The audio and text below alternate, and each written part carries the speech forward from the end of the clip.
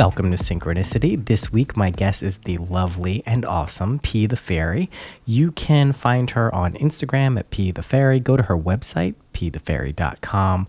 If you don't know her, buckle up. She's super cool. Pea has an amazing ability to kind of translate the skills and mindset needed to, as she would put it, play the game of life. And she just does it in like an authentic and cool way. One of the best things about her is she has an incredibly low tolerance for doing things or being a part of things that she doesn't like, which sounds kind of like, oh, well, you should do things you don't like to expect. No, you shouldn't. You should do what you like to feel inspired and good in your life. And P just has an incredible capacity and ability to kind of harness that energy and help other people. If you're a creative or someone who's just into the woo stuff and you just want no nonsense bullshit, no bullshit, P's your girl. Pretty far-ranging topic here, our conversation here. It's pretty good. Reminder, the Patreon's going strong. We're doing the Imagination Illumination, which I regret calling it that name every time I say it. Very dorky, but very cool. We're writing our journals. We're doing that on the Patreon. We're doing live streams every Thursday. And coming up, we're going to have a music production live stream for patrons. So that's patreon.com/synchronicity if you're interested. Other than that, we're just having a great time. So I hope you enjoy this episode. I'll see you on the flip side for some other stuff. But until then, here is Pea The Feary.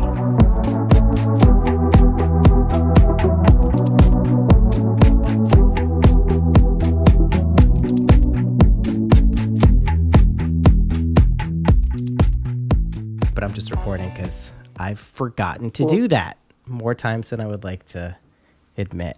Hello. So I'm excited to talk today for a bunch of reasons. One is, when I was thinking about it, because like we've known each other for a few years now, and I like everyone else have seen you kind of like, I don't know if there's another word, but like blossom or like embody your like higher self, like so like out there for people to see, but then also kind of like have major, you've looked at your process for being able to do that, and then also like systemize it and kind of break it down to like really help other people, which is, I practice a lot of what you kind of have laid out for people instinctively, but my ability to kind of like write it down or like break it down for people comes in spurts. It's not like this ability I have, but I'm like incredibly impressed with yours, just because you've done it in such a, like the way it's supposed to be done, in like a cool way. You know what I mean? Thanks. It's actually, okay, so I was talking to Jaleesa Cypress. I'm not sure if you know of Jaleesa, but she's been on Jess's podcast a few times, or in private in public, I think. Anyway, talking to Jaleesa about it, that like, it can be a little bit annoying because my brain is constantly processing my process, but it's also telling me how to disseminate it at the same time. And it's right. It's like I have two streams running, one that's telling me what to do, and then one that's telling me how to tell other people what to do. And it's very interesting. And sometimes I have to like shut the one off that's like, here's how you express this to others. I'm like, hey, can I hear first? Yes. And then and then I can do that after. So I have to like remind myself to kind of not be a translator all the time. Right. I actually have a friend who, Asia, who's like a really good, she's a medium, and she like talks like, energies and stuff. And she literally, when she's channeling or like really getting in contact, she'll whisper something very quietly, which is the voice that you're kind of describing, that second voice, like saying what it is. Mm-hmm. She'll whisper that and then say it aloud, like in her voice. And it's like you watch that process unfold and listen to it unfold. I mean, I think a lot of people know what you're talking about, because like when you really do kind of like unveil certain aspects of reality, you do notice these kind of concurrent and like going on at the same time trains of thoughts and ideas, and it becomes a more observable phenomena, and how we each engage with that, I think at a certain point is like our own choice and our own kind of like comfort level. But it's funny to hear you describe it. It's kind of annoying. I mean, I get that. I totally get that. I've talked into a microphone long enough that like inevitably you bump into that thing and it's like, what is that? It's like, shut the fuck up. I'm trying to think and like Yes. share my perspective. Yeah. And I mean, it's great. I love it. I'm so grateful. So infinitely grateful, but it is sometimes like, hey, I would like to not be in teacher mode. Thank you. I just want to exist. That would be great. And So like be a person and like not have to be like, well, I mean, this is just like one of the I don't want to say perils, but it's something like, I took a pretty long, okay, I will also say this. There's a point in time, at least I found for myself, that like I'm more effective at like spreading the word or like letting people know that, hey, listen, like you really do embody everything you possibly need to like achieve your ideal of what life is and feel like that and feel good and like react well in situations. And, listen, there's always bumps along the road, but generally be able to like choose, like the way you put it, like play the video game of life. I started this book by, do you know who Florence Scovel Shinn is? no. Oh my God, you're going to love her. She was like a mid-1920s writer. She wrote a book called The Game of Life and How to Play It. And it's super dope. It's yeah, I know you'd like it. And like, it's incredibly like, I know from just like reading a lot of like theosophical and like philosophical stuff, like the mystic woo stuff, there's not a ton of women authors back then. Also, like it's like she's like the younger sister of like Neville Goddard and Joseph Murphy. That's kind of what it feels like in like the best possible way. And a lot of it really does boil down to the same concept, which is just like, listen, you're running the show here. The ideas that you consent to subconsciously and unconsciously really are dictating your life. And then how we as individuals go about like discovering that and utilizing that is kind of the trick. You definitely have identified like a bunch of tricks and are incredibly adept at sharing those. So like in your life, like, obviously, I know this, like, we can't live like that all the time in the mode where we're, like, telling people how to hack their lives. But Yes. you have kind of weaved it into, like, you do help creatives. You do help people looking to kind of, like, make friends with threshold guardians or, like, overcome obstacles or whatever we want to call it.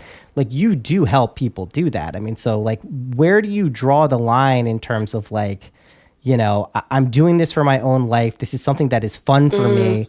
But clearly at times, like, it's not always fun for this stuff for us. Like, I had to take like a 6-month break from just talking about this shit publicly because I was like, listen, I'm just doing a parody of myself at a certain point. And it's like, I don't want that to be like, if I'm not feeling it, if I'm not, really resonating at that frequency. So like, what do you kind of do to like mitigate that or like feel kind of like in tune with yourself to be able to, because like it's undeniably like you're very effective at this. Like it shines through just in like basic stuff you put on Instagram in terms of posts. Like it's very clear. So like, how do you kind of like deal with that? Are you dealing with it well, I guess is the first question. And then how do you deal with it? I feel like, okay, so I feel like I do it really well, mostly because more and more, I don't do things out of obligation. And like, and in the beginning, when I first started like sharing what I was experiencing and talking about things, I felt kind of a pressure that I put on myself to like help a lot. I was like, I really need to help. And then I had to ask myself, I'm like, where is that like need to help coming from? Right. And then I realized it was actually attached to guilt. And I'm like, oh, ew, like I don't like doing things from guilt. Gross. So I made it so that if I can feel myself taking action from guilt, I stop. I'm like, whoa. No. That's not real then. Like that's not actually who you are. It's someone who does things because you feel guilty. And so I only show up when it feels exciting. I only answer questions when it feels exciting. I'm really particular about like who I actually work with and talk to one-on-one because I realize it can be extremely draining to talk to people that I don't want to talk to. So I think it's just like everyone who's ever done any type of energetic reading or work knows the feeling of like, why do I just feel like I just got like the life sucked out of me, and it was like a 20-minute conversation. Yes. And so and I realize I'm so particular about how I interact and who I interact with. And so I think that like, because I'm so particular and I'm like, what is the word? Cutthroat is not the right word, but it's like, I don't do things I don't want to do. And because I'm so intense about that, I think most people kind of respect my space. And so I show up when I feel like it and when it feels good. And then when I don't want to, then I don't. And so it mostly feels good to do that. The time when it's the most irritating is when I'm getting a really great download for myself, and then my brain automatically is trying to translate that into words that people would understand. And I'm like, hey, wait, don't do that yet. Like, let me write the download for you to understand first. And then later on, if it feels exciting, then let's translate it for the general public. Because the language that I speak with God is not the language that I speak with the general public. So I need time in between those translations. Which is my notes app is great for that, because I'll just like express out the symbols that I'm receiving. And I'm like, later, you can look at this later. Yes. And then translate it. I like that you said the when you're talking to God, that's like, if we share, and I've done this and it's a terrible mistake, if you share the God voice as it comes into you to other people, they're probably going to think you're crazy, because it's literally not meant for, it's nuts. Some of the things that come through, you're like, all right, really. And really it is like an experience thing, and translating that into words is a useful tool for us. It kind of bridges the gap between that like super conscious and conscious mind, right, through the subconscious. Like, it allows us to kind of interpret feelings, sensations, ideas, downloads, energies, and then translate that into either archetypes, myths, stories, narratives, logic, whatever it is, and then allow that to come through our voice and words and whatever is super, like, it's important to recognize that stuff too, because like you can get lost in the sauce super easy with any of this stuff, because it's really, it's tapping into aspects of being that are not traditionally understood or spoken about, at least recently. Yeah. And like, I feel like when you give yourself time to like really get it inside of your body, when you speak about it and translate it, it's coming from a very grounded, solid place. And I love that feeling. I don't like the feeling of like being airy when I talk. I don't enjoy that. But I do really like feeling very grounded and solid and earth-like when I speak, and very practical and like logical almost, I'd say, when I'm talking. So it feels good to get it into my blood and my bones first, and then speak in a voice that I feel comfortable speaking with. Yeah, it's like letting the lightning rod hit the ground, but it's like grounded, like a metal pole, but it's grounded. You can actually like harness the energy instead of just getting like zapped. And like, that's a super good point too. It's interesting you mentioned your notes app, because I've like this past month on the podcast, I've been doing this, what I call dorkily imagination illumination, which is just essentially writing in a journal for 28 days straight, a lunar cycle. That's it. And this would be anything ranging from kind of like affirmations or just desires, goals. And the point isn't necessarily to like have those things come true and like be like, wow. And like, often they do. Let's not dismiss that. But it's to notice your reactions internally as you write down things that you don't necessarily believe. And aren't really seeing evidence of, with your senses. And that skill alone, like I found, and I did this out of necessity, because I had kind of like, I went through like a relatively dark period of feeling like overwhelmed, and just like life had kind of like spun out for me for like at least a year and a half. And I was like, all right, listen, what was I doing when shit just felt like it was flowing and clicking in like a healthy and positive way? And I was like, I was writing in a journal every day. And I was like, holy shit, like I stopped doing that. I mean, I stopped doing a bunch of things, and it was kind of a combination of all of those things, but that was such an easy and simple one that immediately I noticed in like transitional states the power of that. So can you talk a little bit about like just like the Notes app, or just like whatever that process is for you, and like how you utilize that? Yeah. So I'm someone who definitely gets downloads. Or like I'll see something and then I'll hear, I guess I like to call it God. I see something and I hear God, or I receive an image, and I can feel like a sensation, like it's like important alarm goes off in my Yeah, body, yeah, and yeah, I'm yeah. like, Spidey ah, sense. Yeah, yeah, yeah. okay, yes, and I'm like, write it down now, and so I have to. I like to use voice to text. Is that what it's called? I can't remember. It's when you Yeah, yeah, yeah, record yeah. and then. So I like to do that because I can't type fast enough for the words to come out. Like I can't type fast Right. enough. So I like to just speak into the Notes app whenever I get one of those things, then I just put it aside and I live my life. And then usually later on, maybe a couple days go by, or maybe even like a couple hours go by, or something like that, and it's just in my body. And then I will hear art for it, or I'll see art Mm. for it. And then I'm like, oh, great! So now it's ready to be shared in some format.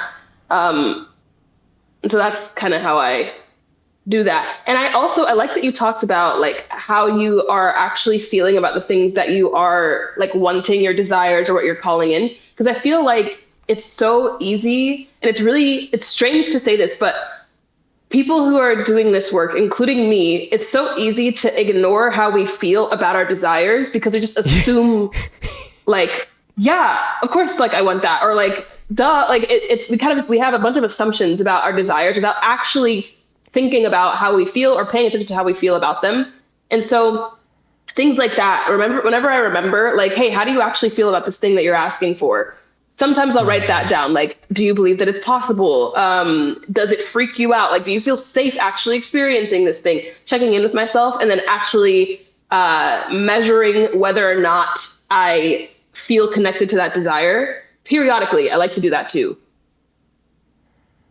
Yeah, that makes like a ton of sense, because if you're not doing that, you're not really keeping yourself honest. And like the rote Yes. repetition or skill doesn't make the thing work. If it did, trust me, the world would look like a different place if you could just like repetitively and mind, like computers would be sentient already in this timeline. Like, because that's all they do is repeat stuff. So it's like this is like a critical kind of thing. Like a lot of people, I think, when they think about the issues in their life that seem persistent, or the things they can't overcome, or the things that are kind of like taking up more space in their mind that they would like, they don't realize they're unconsciously and subconsciously kind of consenting to that. And it is a narrative that's Mm-hmm. running around in their Mm-hmm. recesses of their mind. And one of the ways we can kind of get in touch with that is by noticing our reactions to things that we prompt ourselves to look at. And that's like, it seems simple, but not to like, I actually really love social media and modern technology. I'm not someone who believes it's like kind of the erosion of our future, but it is a very external facing thing in terms of how we engage with it as consumers or people Mm-hmm. watching something or listening to something. And we do miss that kind of reflective process of artists are familiar Yeah. with this, creatives are familiar with this, because it's like you have to do it. If you don't do it, like your life just gets bad and uncomfortable and like it doesn't feel right. So it's this compulsion kind of to create stuff.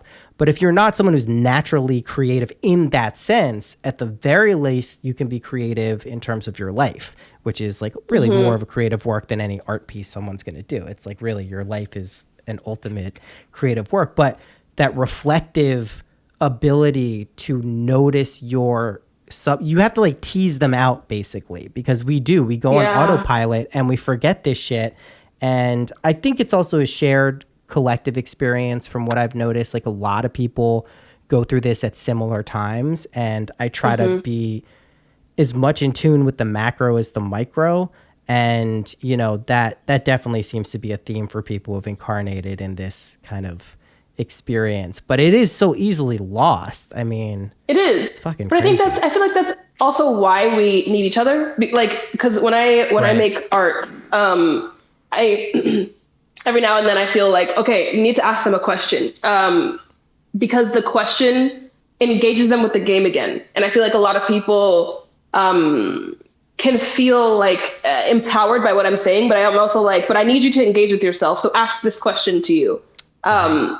And then people are like, oh, whoa, and I'm like, yes. And it's just, like, it's super simple questions that I receive, but it's like, you needed to talk to this part of yourself that you forgot about. And I feel like we do that to each other all the time, where Mm. we're like, wait, hold on. We have to look at something actually. Um, and so I feel like it's something that motivates us to connect with others. I Yeah, feel like it I've pulls been you out of noticing that too. automatic things. Yeah, because if you don't, you just get too focused. Like this really interesting dance that I find kind of happens with I do this a lot where like listen, you are the central point of focus for your reality. Period. You can't really even deny that. Like it is you looking out. However, it's also impossible to not deny there is this thing that we like to call external reality and we engage with it, whether this is other people or things that we're doing or physical places or whatever it is, drugs even. Like this is something we're engaging with to be able to kind of know that that ultimately is a self-created thing, but is created in the sense that everything you experience is part of that thing. So it's not really separate. So you can engage with it as like kind of an other type of thing, but ultimately it's your feelings about this game or this reality or whatever it is that really dictates the shape of it. And Hmm. it's easily noticeable if you start paying attention, and like in a weird way you can't go back and maybe like rely on stuff that like like superstition and like lucky charms and things like this. Like I do not deny any of that power. Like I'm a football fan, I have a lot of like reverse jinx things that I need to do at any given time to make the Dolphins not completely rip my heart out. But at the same token, like I recognize that like that's not the thing itself. And so if you can have that healthy respect for like taking accountability and responsibility, and like one of the things you mentioned, and like I noticed you really like embody and get this idea, is not doing shit that you don't want to do. Not in a childish, selfish way, although sometimes it can feel like that for me. But just literally not having the patience or tolerance to do those things really keeps you aligned with what energizes you and allows you kind of like to be the person you want, which I think a lot of people, that guilt thing is like super important, what you were talking about, because operating from there is basically as useless of a endeavor as you can do. Yeah, and I feel like I had a crash course in that because I was raised by the queen of guilt tripping. Like, she's so good at it, so good at it. And I was like, I'm pretty sure she gave birth to me so that I could be her personal weapon. She's like, I'm gonna give birth to a Scorpio, Virgo, because You I know what's am. funny is I forgot, not to interrupt you, but I forgot your chart, and I was like, you know what? Everything she's saying, I know she's Scorpio, but it sounds like Virgo, like all this earth shit and groundedness and attention to detail, but also this like radical transformation thing and the rebirth stuff. I'm like, I don't know. I didn't want to like go out on a limb and just like start yakking about astrology, but holy shit. Yeah, okay. Adds up. Yeah, Adds and up. My Chiron's in Virgo too. So I'm pretty much a What house? Virgo. What house? First house, because I'm Oh Virgo yeah, rising. of So course. first house. Of Yep. course. Of course. Right. Yeah, you're rising. Yeah. Wow. Yeah. Amazing. So yeah, I'm pretty much like half Scorpio, half Virgo, and my mom has 6 signs in Pisces, and so she would kind of like melt her obligations into my body.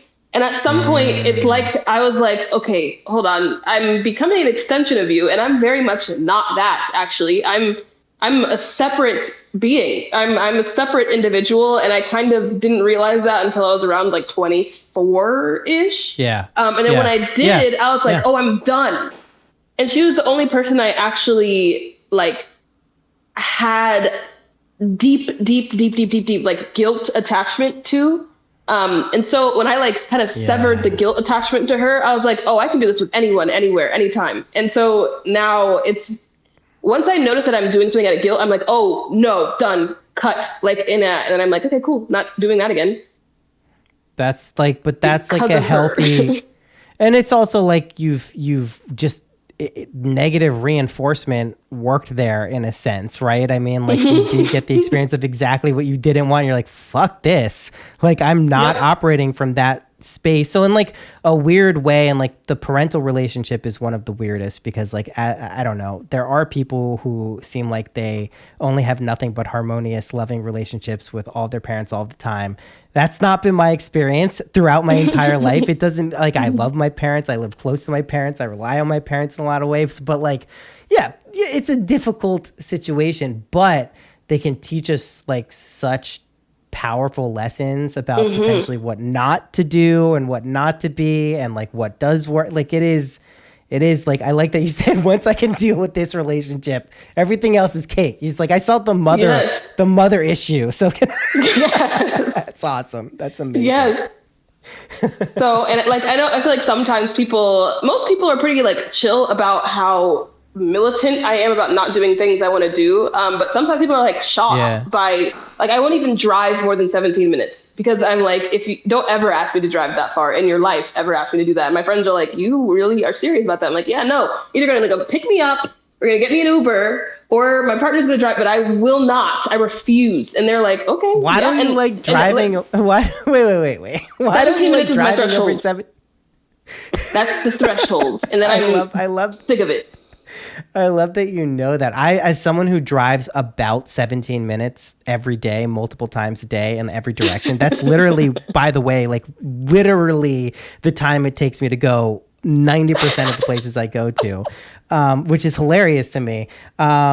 I like, but you could put on music. You don't like driving and like rocking out. I mean, I've hotboxed cars since I was like a teenager, so it holds a special place. But I love that you know that it's 17 minutes. That's and it's fun actually. It's pretty fun up until that point, and then I'm like, I'm bored, over it. Like this ride sucks. I want to get off it. Round trip this thing at 17. I love that. That's amazing. But yeah, like I mean, people do react to that kind of. It's not rigidity. It's just like really knowing what your boundaries are and how to kind of stay in resonance with what's important to you.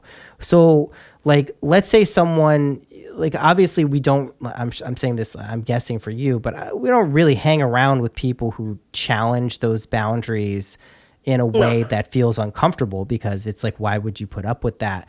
But every once in a while, someone slips through the cracks and that happens. And like, do you just energetically deal with it at that point? Do you like, I've been taken for loop-de-loops at various points in my life, not often, but like, we're energetically, because like this does require a degree of sensitivity to it. Like, it's like, you really do have to be open to energies and kind of feelings and things that aren't necessarily like apparent or like perceived with our senses. Have you ever found like doing some of like the work that you do, or just people who find you and resonate with what you're doing, that you kind of have to set a firmer boundary, and like, how do you do that? Yeah, every now and then. It's mostly energetic. And sometimes like I'll experience something and I have to ask myself, because I can feel the like, I have to save or help or like do something about this. And I check in and I'm like, hey, do you want to? And then when I'm like, no, and I'm like, okay, then what's that feeling? Why are you feeling that like compulsion then? What is and I'm like, well, I will feel guilty. I'm like, okay, what's the root of that? And I'm like, oh, they're going to think I'm a bad person. I'm like, okay, cool. Do you care if they think you're a bad person? And I'm like, oh, wait, no. Okay. And then usually by the time I get to that, like people like deal with it themselves. That tends to happen. And then every now and then, probably like once or twice a year, I'll have to tell someone like, hey, if you want help with this, book a session. Don't ever DM me again. Don't do that. And then like, then they're like, oh, I totally understand. And I'm like, great, glad. No one's ever mad. No one's ever mad. No, at least people in my situation. I mean, I do think that this is kind of like something that you can learn from that, where it's like, this is you setting boundaries for yourself more. You're almost compelling the person who DMs you or like does the thing that's like definitely like overextending the boundaries of what the relationship is supposed to be and what you signed up for or didn't sign up for.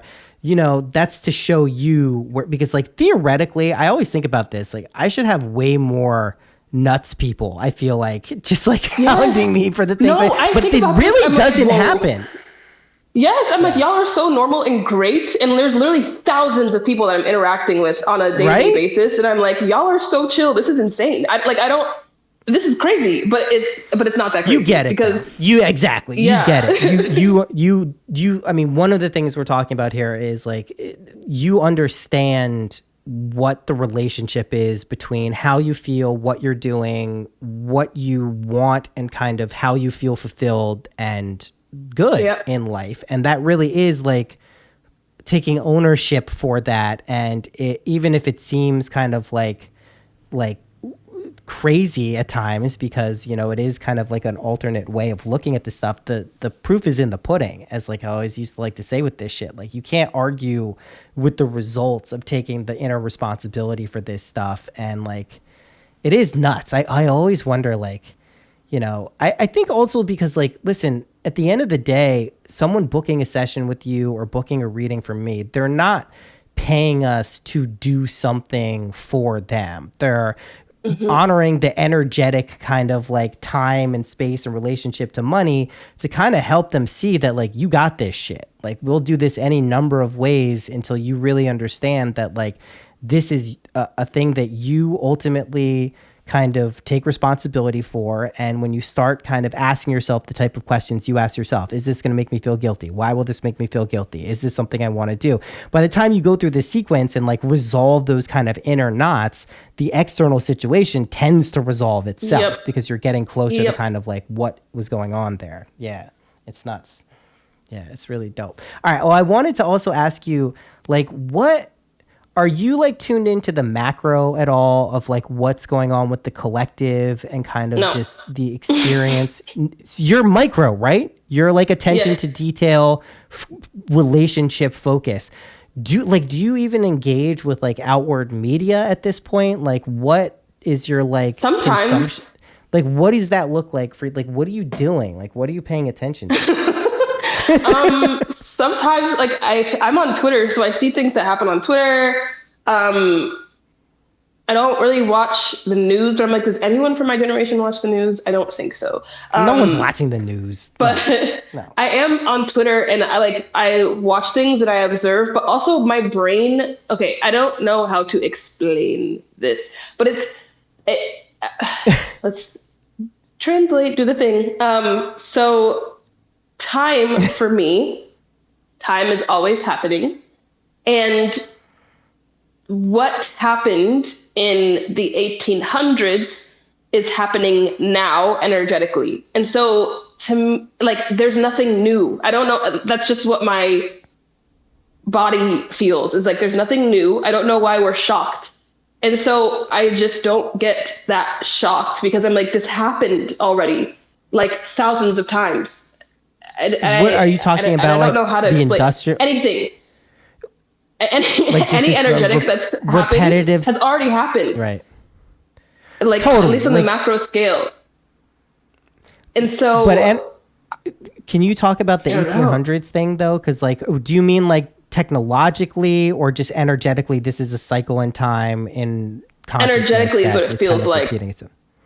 Definitely energetically. Cool. Like the symbols that this event or this good or bad event, the symbols that it's expressing out into the world, it's already happened before. We've already expressed these symbols before. We just keep doing it in new looking ways. But there's a certain amount of like repetition that to me gets old to like constantly look at.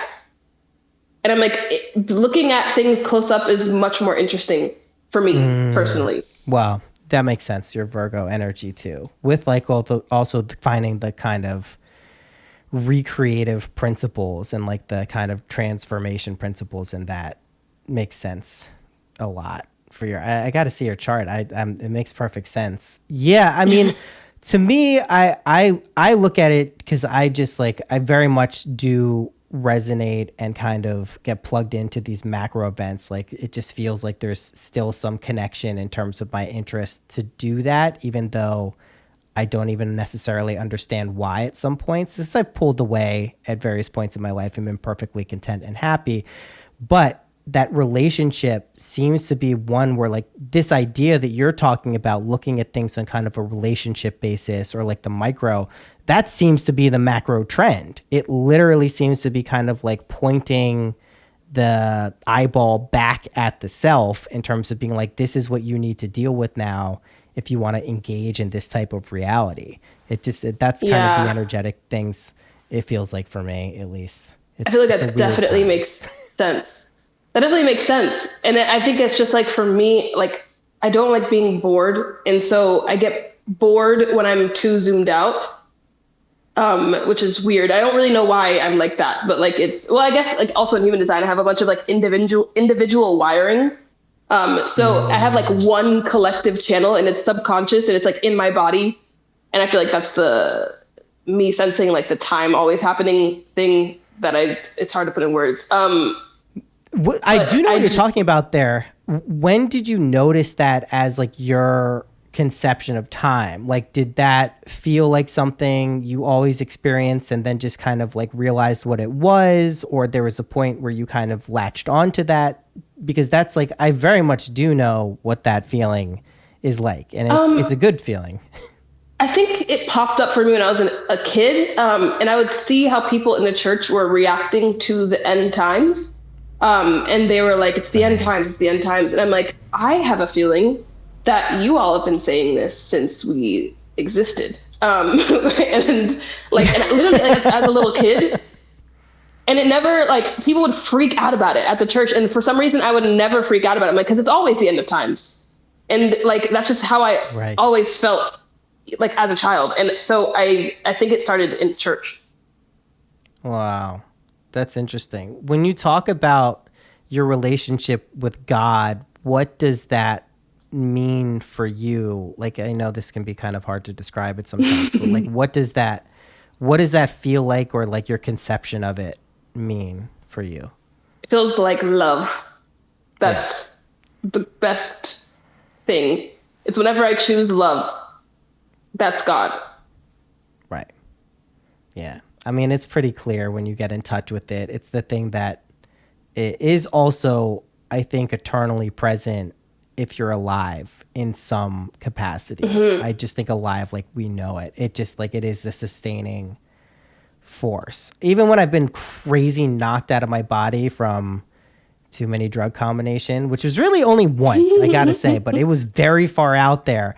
I can tell you what the actual process of like reintegrating back into feeling like myself was from like a very far out, detached, no conception, really the slightest conception of to like what love and comfort and just like, you know, ease felt like. I literally had that come back over like a 5 to 7 minute period, and it was excruciating. It was like, holy shit, like I can't believe, like, and I recognized that we move ourselves along that spectrum of experience. Like that's not like this place that's somewhere else that like will never exist again. It really is like I think one of the things I came away with is eternally grateful when I like felt back into myself. I'm like, holy shit, I have so many things to actually be grateful for. I don't feel like horrible all of the time. Like what a fucking treat. But yeah, I mean, it is a nice way of putting it too. And it is something that I think when you really like let it guide you as a principle and getting in touch with it as much as possible and recognizing the kind of like infinite divine power in that is like really, it really like, it helps you also let go of kind of like the stories we can tell ourselves about why our lives are the way that they are. Because like if you're choosing kind of a loving path for your desires, like you're basically blessing yourself and everyone else like continuously. And that's like, if you've done it, it feels good. Yes. Yeah, it feels, and it's so interesting because like I was even thinking about the helping thing that happens. Like, so whenever I am helping someone out of obligation, it feels like it's about to tear my body apart. And a part of me can feel, I don't know how to, okay, it can feel the lack of love in that, because there's like a lack of awareness from me taking that action.